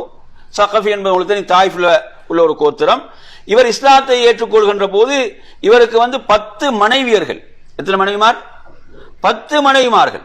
புரியுதா? அப்ப ரசூலுல்லாஹ் சொல்றாங்க, இஹ்தர் மின்ஹுன்ன அர்பஅன். என்ன செய்யறாங்க? அதுல 4 மட்டும் தேர்ந்தெடுத்து மத்தெல்லாம் தலாக் விட்டுருங்கன்றாங்க. எத்தனை? அப்ப இஸ்லாம் என்ன செய்யல? ஒன்றிலிருந்து இஸ்லாம் நாளாக்கிச்சா? இஸ்லாம் நாளாக்கல. எங்க எப்படி இருக்குது? அங்க அளவில்லாம இருக்குது. அதை தான் இஸ்லாம் குறைச்சிருக்குது. இஸ்லாம் என்ன செய்திருக்குது? அதை குறைத்து இருக்கிறது. சுப்ஹானல்லாஹ். அப்ப பாருங்க, அப்ப இந்த இடத்துல அவர் இஸ்லாத்தை ஏற்றுக்கொண்டவுடன் அங்க என்னது? இஸ்லாமிய சட்டம். இஸ்லாம் என்ன சொல்லுது? ஒரே நேரத்தில் எத்தனை மனைவிமார் தான்? 4 தான். அதை விட கூட முடியாது. எனவே அந்த இடத்துல அங்க என்ன செய்யறாங்க? அல்லாஹ்வுடைய தூதர் ஸல்லல்லாஹு அலைஹி வஸல்லம் சொல்கிறார்கள், நீங்கள் 4 என்ன செய்யுங்க, தேர்ந்தெடுத்துக் கொள்ளுங்கள் என்று சொல்கிறார்கள் என்ற செய்தியை நாங்கள் திருமதியில் 1128வது எண்ணில் நாம் பார்க்கலாம். அப்ப எனவே அருமையான சகோதரர்களே, இப்படி சில நேரங்கள் ஒரு இஸ்லாத்தை ஏற்றுக்கொள்ளும் போது மார்க்கம் இப்படி தடுத்த ஏதாவது சில விடயங்கள் வெளிப்படையாக நமக்கு தெரிகின்ற போது நாம் என்ன செய்யணும்? இதை மார்க்கம் தடுத்து இருக்கிறது, இது கூடாது என்பதை நாங்கள் அவருக்கு சொல்லிக் கொடுக்க வேண்டிய கட்டாயம், கடமை இருக்கிறது என்பதை நாம் புரிந்து கொள்ள வேண்டும். அது மார்க்கம் தடுத்து எப்படியான விடயம் என்பதை பொறுத்து அது இருக்கிறது. அதே மாதிரி நீங்க பார்க்கலாம், அதாவது இன்னொரு செய்தியில் வருகிறது, ஃபைரூஸ் அத்-தைலமி ரலியல்லாஹு அன்ஹு அவர் என்ன செய்யறாரு? அவர் சொல்றார், யா ரசூலல்லாஹ், நான் இஸ்லாத்தை ஏற்றுக்கொண்டேன், இன்னி அஸ்லம்து. ஆனா நான் என்ன செய்தேன்? ஒரே நேரத்தில் 2 சகோதரிகள் அவருக்கு மனைவியாக இருக்கிறாங்க. 2 சகோதரிகள் அவரது என்ன மனைவியர்களாக இருக்கிறார்கள். அப்ப அல்லாஹ்வுடைய தூதர் சொல்கிறார்கள், அதில் விரும்பிய பெண்ணை நீங்க என்ன செஞ்சிருங்க, அந்த 2 சகோதரிகளை ஒரு பெண்ணை நீங்க தலாக் விட்டு விடுங்கள் என்ற செய்தியும் அபூதாவுதுல 2243வது எண்ணில் இடம்பெறக்கூடிய செய்தியாக இருக்கிறது. எனவே என் அருமையான சகோதரர்கள், இது போன்ற செய்திகள் அவர்களுக்கு மார்க்க சட்ட திட்டங்கள் தெரியாம இருக்கும்.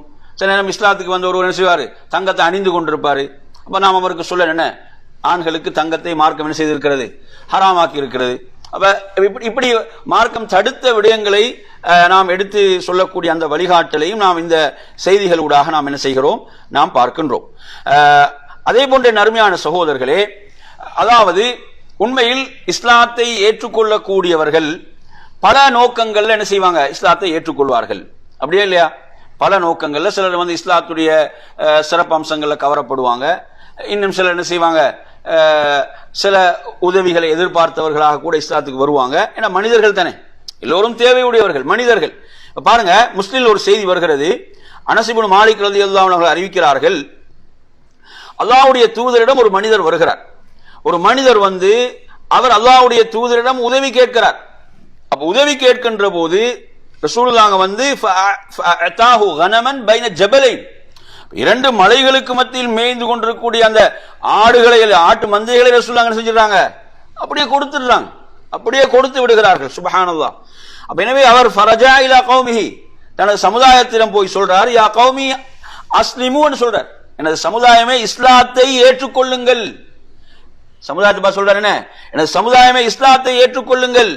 அதாவது முஹம்மது இருக்கிறாரே, அவர் வறுமைக்கு அஞ்சாமல் வாரி வாரி கொடுக்கக்கூடியவராக இருக்கிறார், வாரி வாரி வழங்கக்கூடியவராக இருக்கிறார் ஸல்லல்லாஹு அலைஹி வஸல்லம். எனவே அருமை சகோதரர்களே, அப்ப பாருங்க, அப்ப அல்லாஹ்வின் தூதர் ஸல்லல்லாஹு அலைஹி வஸல்லம் அவர் இஸ்லாத்தை ஏற்றுக்கொள்றதுக்கு முன்னாலே கொடுத்துடுறாங்க. புரியுதா? எனவே அவர் தனது சமுதாயத்திடம் போய் சொல்றாரு, என்ன, நீங்க இஸ்லாத்தை ஏற்றுக்கொள்ளுங்க. அப்ப அனஸ் ரலியல்லாஹு அன்ஹு சொல்றாங்க, மற்றும் ஒரு ரிவாயத்தில் வருகிறது, அதாவது அல்லாஹ்வுடைய தூதரிடம் சிலர் இஸ்லாத்தை ஏற்றுக்கொள்வதற்கு வருவாங்க, மா யுரீது இல்ல துன்யா, அவங்க நோக்கம் என்னதான் இருக்கும்? துன்யா தான் நோக்கமாக இருக்கும், துன்யாவுடைய நோக்கத்துக்காகத்தான் வருவாங்க. ஆனால் அவர்கள் இஸ்லாத்தை ஏற்றுக்கொண்ட பிறகு என்ன செய்வாங்க? அல்லாஹ்வுடைய தூதரை பார்ப்பாங்க, சஹாபாக்களை பார்ப்பாங்க, அவங்களோட உயர்ந்த நற்குணங்களை பார்ப்பாங்க, அவங்க இஸ்லாத்தில் உள்ள பிடிப்பை பார்ப்பாங்க. அதுக்கு பிறகு அவங்க என்ன செஞ்சிருவாங்க? இஸ்லாம் அவங்களோட உள்ளத்துல ஆழமாக வேரூன்றி விடும். என் அருமையான சகோதரர்களே, இன்றைக்கு நமது நிலைகள் எப்படி இருக்குது? அந்த மாதிரியா இருக்குது என்று பார்த்தா அது கேள்விக்குறியாகத்தான் இருக்குது. எனவே நறுமையா இப்படியாக நீங்க எடுத்தீங்கன்னா, வேறு அவங்க உலகியல் நோக்கங்களுக்காக வந்தாலும், அதாவது அந்த நபித்தோழர்கள், அல்லாஹ்வுடைய தூதருடைய பாசறையிலே வார்த்தெடுக்கப்பட்ட நபித்தோழர்களை எல்லாம் அவங்க பார்க்கும் போது என்ன செஞ்சிடறாங்க? அப்படி இஸ்லாத்துல அவர்கள் உறுதியாகி விடுகிறார்கள் என்பதை நாம் பார்க்கிறோம். அந்த அடிப்படையில் நறுமையான சகோதரர்களே, இப்போ ஒருத்தர் ஒரு உதவி கேட்டுட்டார் என்று சொன்னா என்ன செஞ்சிருது? அப்படியே முத்திர குத்தியாச்சு, இவர் இதுக்கு தான் வந்திருக்கிறார். அப்படி இல்லை. ஒரு மனிதன்டா அவனுக்கு தேவை இருக்கும், நம்மால் முடிந்தால் நாம் உதவி செய்யலாம், அல்லது நாம் யாராக பரிந்துரைக்கலாம் என்பதை நாம் இங்கே கவனத்திலே கொள்ள வேண்டும். எனவே நறுமையான சகோதரர்களே, இந்த ஒரு செய்தி அதே மாதிரி இன்னொரு செய்தியில வருது. எப்படின்னா புகாரில, இது புகாரில 3146வது எண்ணில் வருகிறது. நபி ஸல்லல்லாஹு அலைஹி வஸல்லம் அவங்க புதிதாக இஸ்லாத்தை ஏற்றுக்கொண்டவர்களுக்கு என்ன செய்வாங்க? கூடுதலாக கொடுப்பாங்க. புதிதாக இஸ்லாத்தை ஏற்றுக்கொண்டவர்களுக்கு என்ன செய்வாங்க? ஏனைய இஸ்லாத்திலே அப்படியே வந்து பல காலமாக இருக்கக்கூடியவர்களை விட அவர்களை முற்படுத்தி என்ன செய்வாங்க? அவர்களுக்கு அல்லாஹ்வுடைய தூதர் கொடுப்பாங்க என்றதை நாங்க பார்க்கிறோம். ஹுனைன் போரை நீங்க எடுத்து பாருங்க. ஹுனைன் யுத்தத்துல ஏன்னா அது மக்கா வெற்றி கொள்ளப்பட்ட பிறகு உள்ள ஒரு போர். மக்கா வெற்றி கொள்ளப்பட்ட போது நிறைய பேர் என்ன செய்யறாங்க? இஸ்லாத்தை ஏற்றுக்கொள்கிறார்கள். அப்படி புதிதாக இஸ்லாத்துக்கு வந்தவர்களுக்கு எல்லாம் ரசூலுல்லாஹ் அந்த ஹுனைன் யுத்தத்துல கிடைத்த கனிமத்துகள்ல நிறைய என்ன செய்யறாங்க? 100 ஒட்டகங்கள் அப்படி கொடுக்குறாங்க. அதெல்லாம் யாருன்னு பாத்தீங்கன்னா புதிதாக இஸ்லாத்தை ஏற்றுக்கொண்டவர்கள். இப்ப நபி அவங்க எதை விரும்பினாங்க? இவர்களுக்கு கொடுத்ததான் இவங்க என்ன செய்வாங்க? இஸ்லாத்துல உறுதியாகுவாங்க. எனவே நாம் சில பொழுதுகள்ல சிலருக்கு சில உதவிகளை செய்தால் அவங்க இஸ்லாத்துல உறுதியாகுவாங்கண்டா நாங்க அவர்களை முற்படுத்தணும். நீங்க பாருங்க, சதகா ஜகாத்தை நாங்க கொடுக்கக்கூடிய 8 சாராரை நீங்க எடுத்து பார்த்தாலும் அல்லாஹ் குர்ஆன்ல சொல்றானா இல்லையா? அதுல ஒரு சாரார் தான் யாரு? முஅல்லஃபத்துல் குலூப். அப்படிதானே? முஅல்லஃபத்துல் குலூப்னு சொல்லும் போது அவங்களோட உள்ளங்கள் ஈர்க்கப்பட்டவர்கள். அப்ப இஸ்லாத்துக்கு வந்திருக்கிறாங்களா? புதிதாக இஸ்லாத்தை ஏற்றிருக்கிறாங்களா? அவங்களையும் நாம் கவனத்தில் கொள்ள. இப்ப ஊர்கள்ல நீங்க எடுத்தீங்கன்னா சில ஊர்கள்ல ஜகாத்தை வந்து என்ன செய்யறாங்க? கூட்டாக சேர்த்து ஜகாத்து கொடுக்குறாங்க. இப்படி ஜகாத்துகள் வழங்கப்படும் போது அதாவது புதிதாக இஸ்லாத்தை ஏற்றுக்கொண்டவர்கள் அவர்களையும் மறந்துடக்கூடாது. அவங்களை என்ன செய்யக்கூடாது? மறக்க கூடாது. அவர்களை பொறுத்தவரையில அவங்க வந்து எப்படி இருக்கிறாங்க? அவங்களோட குடும்பம் அவர்களை ஒதுக்கி இருக்கிறது. குடும்பம் அவங்கள சேர்த்துக் கொள்ளாது. அவர் ஒரு தனி மனிதராக இருப்பார். அவர் மனைவி மக்கள் மட்டும் இருப்பாங்க. அவங்களோட குடும்பம் அவங்களை என்ன செய்யாது? ஏற்றுக்கொள்ளாத ஒரு நிலையில் இருப்பாங்க. எனவே அவர்கள் முஸ்லிம் சமுதாயத்தால் அரவணைக்கப்பட வேண்டும். முஸ்லிம் சமுதாயம் என்ன செய்யும்? அவர்களை அரவணைத்துக் கொள்ள வேண்டும். அவர்களுக்கு இப்படி அல்லாஹ் வந்து ஜகாத்துடைய 8 சாராரிலே சொல்கிறான் என்றால் சாதாரண விஷயம் அல்ல. எனவே நறுமையான சகோதரர்களே, அந்த அடிப்படையில் இப்ப நாங்க பார்க்கிறோம். சில நேரங்களில் பாருங்க, பெருநாளுடைய நாட்கள் சிலவங்க என்ன செய்வாங்க? விருந்து வைப்பாங்க. விருந்து வைக்கும் போது தனக்கு அக்கம் பக்கத்தில் உள்ள நண்பர்கள் அழைப்பாங்க. இப்படி அழைக்கும் போது நாம் கொஞ்சம் சிந்திக்க வேணும். இஸ்லாத்துக்கு வந்த சகோதரர்கள் யாரும் இருக்கிறாங்களா? ஏன்னா அவங்களோட குடும்பத்தால கூட அழைக்கப்பட மாட்டாங்க. அவர் தனியாக இருப்பார். அப்ப அவர் உள்ளத்தில் என்ன செய்வாரு? ஒரு வெறுமையை உணர்வார். என்னடா? ஒரு தனிமையை உணர்வார். எனது குடும்பம் என்ன வந்து என்ன செய்து ஒதுக்கி விட்டது, இவர்களும் கண்டுகொள்ளல ஒரு விரக்தி வருமா இல்லையா? எனவே அப்படியானவர்கள் நாங்கள் ஞாபகத்தில் வைத்துக் கொள்ள வேண்டும், நினைவில் வைத்துக் அப்படியான சந்தர்ப்பங்கள் வரும்போது அவர்களுக்கு அழைப்பு கொடுக்க வேண்டும். அவர்களுக்கு அழைப்பு கொடுத்து அவங்களுக்கு முன்னுரிமை கொடுக்க வேண்டும். புரியுது அவங்க சொல்றது? இதெல்லாம் மிக முக்கியமான விடயங்கள். எனவே நறுமையான சகோதரர்களே, இந்த அடிப்படையில் நாம் இது கவனம் எடுக்க வேண்டிய ஒரு விடயமாக இருந்து கொண்டிருக்கிறது. அல்லாஹ்வின் தூதர் ஸல்லல்லாஹு அலைஹி வஸல்லம் அவங்க நீங்க எடுத்து பார்த்தீங்கன்னா எந்த அளவுக்கு என்று சொன்னால் நபி அவர்கள் வந்து விமர்சிக்கப்படுகிறார்கள். அவ்வளவு நேர்மையாக நீதியாக செயல்படக்கூடியவர்கள். அதாவது துல் ஹுவைசிரா என்பவன் என்ன சொல்கிறான்? இஅதில் யா முஹம்மது என்று சொல்கிறான். முஹம்மது நீங்க என்ன செய்யுங்க? நீதியாக பங்கு வைங்க, இது ஒரு நீதியான பங்கீடு அல்ல என்று பேசப்படுகின்ற அளவுக்கு ரசூலுல்லாஹ் யாருக்கு முக்கியத்துவம் கொடுத்தாங்க? இதான் இஸ்லாத்தை ஏற்றுக்கொண்டவர்களுக்கு கொடுத்தாங்க. ஏன்னா அவங்களுக்கு தெரியும் மற்றவங்க எல்லாம் இஸ்லாத்துல உறுதியாக இருக்கக்கூடியவர்கள், அவங்க இதெல்லாம் கிடைக்காட்டி போக மாட்டாங்க. ஆனா இவங்க என்ன? புதிதாக வந்தவர்கள், இவங்க என்ன செஞ்சிருவாங்க? சில நேரம் போயிடுவாங்க. அப்ப அவர்களை உறுதிப்படுத்த வேண்டி இருக்கிறது. எனவே நறுமையான சகோதரர்களே, அல்லாஹ்வுடைய தூதர் துல் ஹுவைசிரா என்ன கேட்கிறாங்க? உனக்கு கேடு உண்டாகட்டும், நான் நீதியாக பங்கீடு செய்யவில்லை என்றால் வேறு யார் செய்வது என்று அல்லாஹ்வுடைய தூதர் கேட்கிறார்கள் என்பதை பார்க்கிறோம். எனவே நறுமையான சகோதரர்களே, அதே போன்று பாருங்கள், சஃப்வான் இப்னு உமையா ரலியல்லாஹு அன்ஹு சொல்கிறார்கள், அந்த ஹுனைனுடைய போர்ல எனக்கு அல்லாஹ்வுடைய தூதர் தந்தாங்க.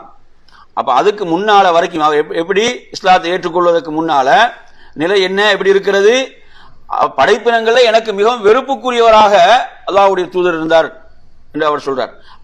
எனக்கு அல்லாஹ்வுடைய தூதர் வழங்க வழங்க வழங்க எனக்கு மிக விருப்பத்துக்குரியவராக அவர் மாறிவிட்டார். இது மனித இயல்பா இல்லையா? இது என்ன மனித இயல்பு இது. எனவே இந்த செய்தியை நாங்க திருமீதியில பார்க்கிறோம். எனவே இப்படியாக அருமையான சகோதரர்களே, அல்லாஹ்வுடைய தூதர் ஸல்லல்லாஹு அலைஹி வஸல்லம் அவர்களுக்கு முக்கியத்துவம் வழங்கி இருக்கிறார்கள். அதே போன்று மற்றொரு பகுதியில் இருக்கிறது என்ன பார்த்தீங்கன்னு சொன்னா, சில நேரம் சிலர் இஸ்லாத்தை ஏற்றுக்கொள்ளும் போது, இஸ்லாத்தை ஏற்றுக்கொண்ட ஒரு முஸ்லிமாக அவர்கள் வாழ முடிவு செய்து விட்ட போது சில பிரச்சனைகள் என்ன செய்யும்? அவர்களுக்கு வரும். சில பிரச்சனைகள், எதிர்பாராத விதமான சில பிரச்சனைகள் வரும். அப்படி வருகின்ற போது ஷைத்தான் எப்படியான ஒரு சிந்தனையை போடுவான் என்றால், நீ வந்து இஸ்லாத்தை ஏற்றுக்கொண்ட காரணத்தால் தான் உனக்கு இந்த பிரச்சனை, இல்லை இஸ்லாத்துக்கு முந்தி உனக்கு இந்த பிரச்சனை இருக்கல, இஸ்லாத்துக்கு முன்னர் உனக்கு இந்த பிரச்சனை இருக்குல்ல, நீ இஸ்லாத்தை ஏற்றுக்கொண்ட காரணத்தால் தான் உனக்கு இந்த பிரச்சனை என்று ஷைத்தான் போடுவான். போட்டு என்ன செய்வான்? அவர் இஸ்லாத்தை விட்டு தூரப்படுத்த முயற்சிப்பான். பாருங்க, ஒரு ஹதீஸ பாருங்க. அனஸ் இப்னு மாலிக் ரலியல்லாஹு அவர்கள் அறிவிக்கக்கூடிய ஒரு செய்தியாக இது வருகிறது. அதே போன்று இது யாருக்குரியது என்று சொன்னால் உஸ்மான் இப்னு அபில் ஆஸ் அஸ்-ஸகஃபி ரலியல்லாஹு அன்ஹு. ஸகஃபி என்பது எங்குள்ள கோத்திரம் பார்த்தோம், தாயிஃப்ல இருக்கக்கூடிய ஒரு கோத்திரம்.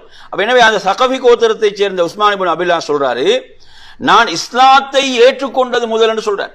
நான் இஸ்லாத்தை ஏற்றுக்கொண்டது முதல் எனது உடலில் நான் ஒரு வலியை, வேதனை உணர ஆரம்பித்தேன். பாத்தீங்களா எப்படி சோதனை வருதுன்னு. முந்து அஸ்லம, நான் இஸ்லாத்தை ஏற்றுக்கொண்டது முதல் எனது உடல்ல ஒரு வலி, ஒரு வேதனை நான் உணர ஆரம்பிக்கிறேன். அப்ப இதை போய் நான் அல்லாஹ்வுடைய தூதரிடம் முறையிட்டேன், அல்லாஹ்வுடைய தூதரிடம் இதை சொன்னேன். அப்போது அல்லாஹ்வுடைய தூதர் ஸல்லல்லாஹு அலைஹி வஸல்லம் சொல்கிறார்கள், அந்த வலி உள்ள இடத்தில் உமது கையை வைத்து பிஸ்மில்லா என்று 3 முறை சொல்வீராக. அதே போன்று அஊது பில்லாஹி வ குத்ரத்திஹி மின் ஷர்ரி மா அஜிது வ உஹாதிரு என்பதை 7 முறை சொல்வீராக என்று எனக்கு கற்றுத்தந்தார்கள். அவ்வாறு செய்தேன், அந்த வலி நீங்கி விட்டதுன்னு சொல்றார். நானே இந்த செய்தி உங்களுக்கு சொல்றேன்னு சொன்னா, இப்படி கூட என்ன செய்வாங்க, சிலர் இஸ்லாத்தை ஏற்றுக்கொண்ட பிறகு அவர்களுக்கு ஏற்படக்கூடிய சில பிரச்சனைகள் எப்படி ஷைத்தான் போடுவான்டா, நீங்க இஸ்லாத்தை ஏற்றுக்கொண்ட காரணத்தால் தான் உனக்கு இந்த பிரச்சனை என்று போட்டு என்ன செய்வான், இஸ்லாத்தை விட்டு தூரப்படுத்த முயற்சிப்பான். எனவே மார்க்க வழிகாட்டல்கள், நாம் அழகான வழிகாட்டல்கள் மார்க்கத்தில் இருக்கிறது, அனைத்துக்கும் தீர்வு இருக்கிறது. அப்படிப்பட்ட ஒரு அற்புதமான மார்க்கம் இஸ்லாம். எனவே அந்த தீர்வுகளை நாம் மக்களுக்கு கொடுக்க வேண்டும், அந்த வழிகாட்டல்களை கொடுக்க வேண்டும், குறிப்பாக புதிதாக இஸ்லாத்தை ஏற்றுக்கொண்டவர்களுக்கு. அதே போன்று பாருங்கள், மற்றும் ஒரு செய்தியை நாங்கள் இதில் புரிந்து கொள்ள வேண்டும். அஸ்மா பின்த் அபீ பக்கர் ரலியல்லாஹு அன்ஹு அவங்க அல்லாஹ்வுடைய தூதர்ட்ட வராங்க. அல்லாஹ்வுடைய தூதர்ட்ட வந்து சொல்றாங்க, யா ரசூலல்லாஹ் கதிமத் அலைய உம்மி, எனது தாய் என்னிடத்துல வந்திருக்கிறாங்க, வஹிய முஷ்ரிகா, அவங்க இனி இஸ்லாத்தை ஏற்றுக்கொள்ள ஷிர்க்ல இருக்கிறாங்க, இணை வைப்பில் இருக்கிறாங்க, இந்த நிலையில என்னிடத்துல வந்திருக்கிறாங்க என்று வந்து அல்லாஹ்வுடைய தூதர்ட்ட வந்து மார்க்க தீர்ப்பு கேட்டு வருகிறார்கள். மார்க்க தீர்ப்பு கேட்கிறாங்க, யா ரசூலல்லாஹ் அவ என்ன நாடி வந்திருக்கிறாங்க, அவங்கள வந்து நான் அரவணைத்துக் கொள்ளலாமா, அவர்களை அரவணைத்துக் கொள்ளலாமா, சேர்த்துக் கொள்ளலாமா என்று கேட்கும்போது ரசூலுல்லாஹ் சொல்றாங்க, நாம் சிலி உம்முக்கு என்று சொல்றாங்க, உங்கள் தாயை நீங்க அரவணைத்துக் கொள்ளுங்கள் என்று சொல்கிறார்கள். எனவே ஒருவர் சில நேரங்கள் இஸ்லாத்தை ஏற்பதற்கு இது போன்ற விடயங்களும் தடையாக இருக்கும். என்ன, அதாவது எனது தாய் தந்தையர்களோடு அந்த உறவை எனக்கு பாராட்ட முடியாமல் போய்விடுமோ, உறவுகளோடு அந்த உறவை பாராட்ட முடியாமல் போய்விடுமோ என்ற அச்சம், பயம் கூட ஒருவருக்கு என்ன செய்யலாம், தடையாக இருக்கலாம். இப்படியான அனுமதிகளை மார்க்கம் கொடுத்திருக்கிறது. இப்படியான அனுமதிகளை மார்க்கம் கொடு. நாங்க எந்த ஷிர்க்கையும் நாம் செய்யக்கூடாது, இஸ்லாத்தை ஏற்றுக்கொள்ள எந்த ஷிர்க்கையும் செய்யக்கூடாது, அவர்களுடைய மத வழிபாடுகளை சடங்குகள் என்ன செய்யக்கூடாது, அதுகளில் இணையக்கூடாது. மாறாக அந்த இரத்த உறவை பாராட்டுவது, சேர்வது என்பது மார்க்கம் தடுத்த ஒன்று அல்ல என்பதையும் நாம் என்ன செய்ய வேண்டும், இங்கே இந்த சட்டத்தையும் நாம் புரிய வைக்க வேண்டும்.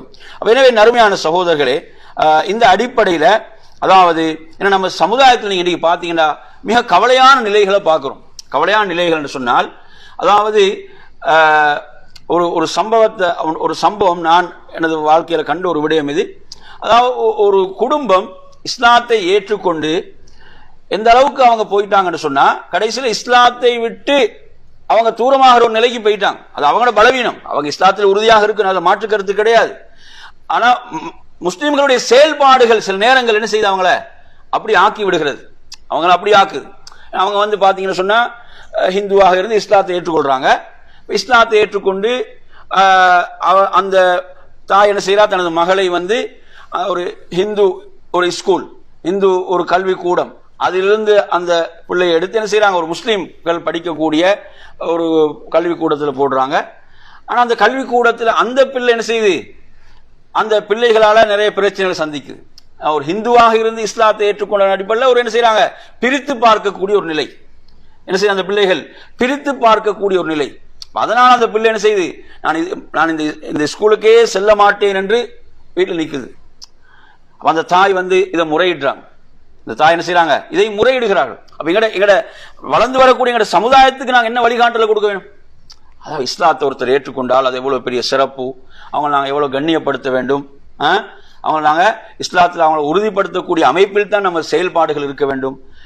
அல்லாஹ்வுடைய தூதர் சொன்னார்கள், ஒரு முஸ்லீம் மற்றொரு முஸ்லீமுக்கு சகோதரன் ஆவான். இன்னமல் முஃமினூன இஹ்வா, அல்லாஹ் குர்ஆனில் சொல்றான், நிச்சயமா மூமின்கள் சகோதரர்கள் என்று சொல்கிறான். எனவே இப்படி வந்து அரவணைத்துக் கொள்ளவே இதுக்கு பதிலாக அவங்கள பிரித்து பார்க்கக்கூடிய ஒரு நிலை வருகின்ற போது, அவங்களை வேறுபடுத்தி பார்க்கக்கூடிய ஒரு நிலை வரும்போது, அது உள ரீதியான ஒரு பெரிய என்னது, ஒரு விரக்தி அவர்களுக்கு ஏற்படக்கூடிய நிலை. இப்படியான நிகழ்வுகள் மௌலை இஸ்லாம் அவங்கள ஒரு வகையா பிரித்து பார்க்கக்கூடிய நிலைகள் என்றதெல்லாம் நாங்கள் பார்க்கிறோம். இதெல்லாம் கூடாது. நாங்க எவ்வளவு பெரிய ஒரு முன்மாதிரியாக இருக்க வேண்டியவர்கள். அவங்கள இஸ்லாத்தின் பால் என்ன செய்து இன்னும் அவங்களை உறுதிப்படுத்தக்கூடிய அமைப்பில் தான் நமது செயல்பாடுகள் அமைய வேண்டும். இப்ப நாங்கள் இந்த வழிகாட்டல் அல்லாஹ்வுடைய தூதருடைய வாழ்க்கையில் உள்ள வழிகாட்டல் எடுத்து பாருங்க, எவ்வளவு ஒரு முக்கியத்துவம் ரசூலுல்லாஹ் கொடுத்திருக்கிறாங்க. அல்லாஹ்வுடைய தூதர் எந்த அளவுக்கு அவர்களுக்கு முக்கியத்துவம் கொடுத்திருக்கிறார்கள் என்பதற்கு நாங்க இந்த நிகழ்வுகளை எல்லாம் நாம் பார்த்தோம். இன்னும் ஏராளமான நிகழ்வுகளை நாங்கள் முன்வைக்கலாம். எனவே நறுமையான சகோதரர்களே, அப்ப அந்த அடிப்படையில் அதாவது உண்மையில் நாம் இஸ்லாத்தை நேசிப்பவர்களாக இருந்தால், இஸ்லாத்தை அல்லாஹ்வுடைய தீனை நேசிப்பவர்களாக இருந்தால், அல்லாஹ்வுடைய தீனை நேசித்து வரக்கூடியவர்கள் நாம் என்ன செய்ய வேண்டும்? அவர்களை நேசிக்க வேண்டும், அவர்களை அரவணைத்துக் கொள்ள வேண்டும், அவர்களுக்கு வழிகாட்டலை கொடுக்க வேண்டும், சிறந்த வழிகாட்டலை அவர்களுக்கு நாம் வழங்க வேண்டும் என்ற இந்த முக்கியமான விடயங்களை நாம் என்ன செய்ய வேண்டும்? கவனத்தில் கொண்டு செயல்படக்கூடியவர்களாக. அதே போன்று நாம் இஸ்லாத்திலிருந்து யாரையும் வெருண்டோட செய்யக்கூடிய விதத்தில் நமது செயல்பாடுகளை நாம் என்ன செய்யக்கூடாது? அமைத்துக் கொள்ளக்கூடாது. நாம் எப்போதும் மக்களுக்கு என்ன செய்யணும்? மார்க்கத்துடைய நற்செய்திகளை கொடுத்து அவர்களை இஸ்லாத்தின் பால் அழைக்கக்கூடியவர்களாக நாம் இருக்க வேண்டும். அப்படிப்பட்ட மக்களாக அல்லாஹ் நம்மை ஆக்கி அருள்வானாக என்று கூறி நிறைவு செய்கிறேன். வாஹிரு தஅவானா அல்ஹம்துலில்லாஹி ரப்பில் ஆலமீன். வஸ்ஸலாமு அலைக்கும் வரஹ்மத்துல்லாஹி வபரகாத்துஹு.